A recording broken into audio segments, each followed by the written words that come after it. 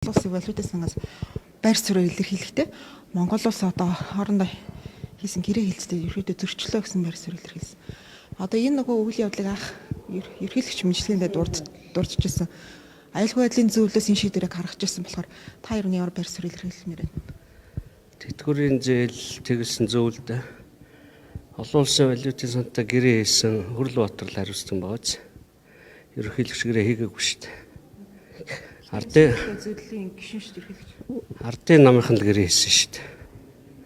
Гэрээг шаардлагагүй байсан. 16 сонгуулийн дараа. Тэгэл валютын сангийн өгөнд орж гэрээ хийгээл 9 татвар нэмээ үсттэй.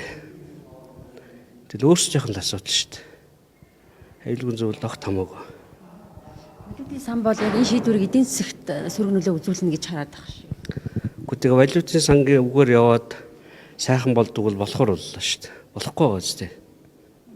Тэ. Валютын сан бол амьдралгүй шийдвэр гаргадаг. Арчилсан нам 2012-оос 16 оны хооронд засгийн газрын хурал нь валютын сангаас мөнгө аваагүй шүү дээ. Авахар ийм балаа шаардлага тавьдаг байхгүй. Тэгэхээр бид нар нээлттэй зах зээл дээр Шингис бонд, Самура бонд 2 орчим тэрбум долларын зээл авсан. Зээл авахгүй бол болохгүй байсан. Хамаг түүхэн эдийн чуунаад хэдэн тэрбум долларын цорхоо үүсэж байгаа юм чи. Тэгээ бид валютын сангуугаар шийдэл явал болол байсан шүү дээ. Угаасаа түүхэн эдийн үүссэн үед валютын санд руу ордог нь буруу шүү дээ. Хүрлбаатарын буруу. Одоо тэгээ Хүрлбаатарынхаа бурууг л ардын нам өөрөө сонгуулийнхаа үр дүнгээр төлнө шүү дээ. Юм болгон төлбөртэй шүү дээ.